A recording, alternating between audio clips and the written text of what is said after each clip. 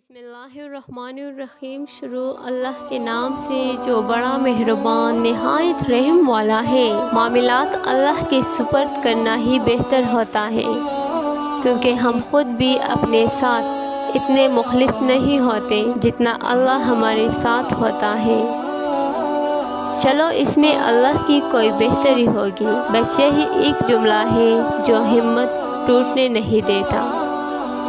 الفاظ بھی پھولوں کی طرح ہوتے ہیں، اسے سوچ سمجھ کر ادا کیا کریں۔ ان میں سے آپ کے ظرف کی مہک آتی ہے۔ اے لوگو ذکر کرو، اس میں شفا ہے، اور لوگوں کے عیب بیان نہ کرو، اس میں بیماری ہے۔ اے میرے رب، اسے مایوس نہ کرنا جس کے پاس تیرے علاوہ کوئی عطا کرنے والا نہیں ہے۔ حضرت علی رضی اللہ تعالیٰ عنہ نے فرمایا، جب تم کسی کو دھوکہ دینے میں کامیاب ہو جاؤ تو یہ مت سوچو کہ وہ شخص کتنا بے وقوف تھا، بلکہ یہ سوچو کہ وہ شخص تم پر کتنا اعتبار کرتا تھا۔ خاموش ہو جایا کرے اور سہ جایا کرے، مان لیا کرے یہ عاجزی ہے جو اللہ کو بہت محبوب ہے۔ بندہ جب با اختیار ہوتے ہوئے خاموش ہو جاتا ہے تو اللہ کی نظر میں معتبر ہو جاتا ہے۔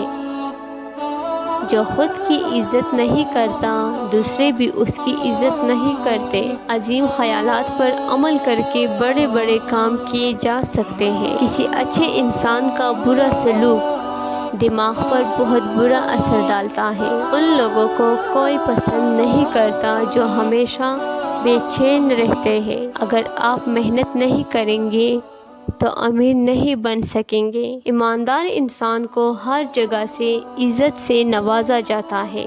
حضرت علی رضی اللہ تعالیٰ عنہ کا فرمان ہے، خالق سے مانگنا شجاعت ہے، اگر دے تو رحمت، نہ دے تو حکمت۔ مخلوق سے مانگنا ذلت ہے، اگر دے تو احسان، اور اگر نہ دے تو شرمندگی۔ جب تم دنیا کی مفلسی سے تنگ ہو جاؤ اور کوئی راستہ نہ نکلے تو صدقہ دے کر اللہ سے تجارت کر لیا کرو۔ حضرت علی رضی اللہ تعالیٰ عنہ نے فرمایا، جب تم کسی کے ساتھ بلائی کرو، تمہیں اس کا بدلہ برائی کی صورت میں ملے تو سمجھ لو کہ تمہاری نیکی قبول ہو گئی۔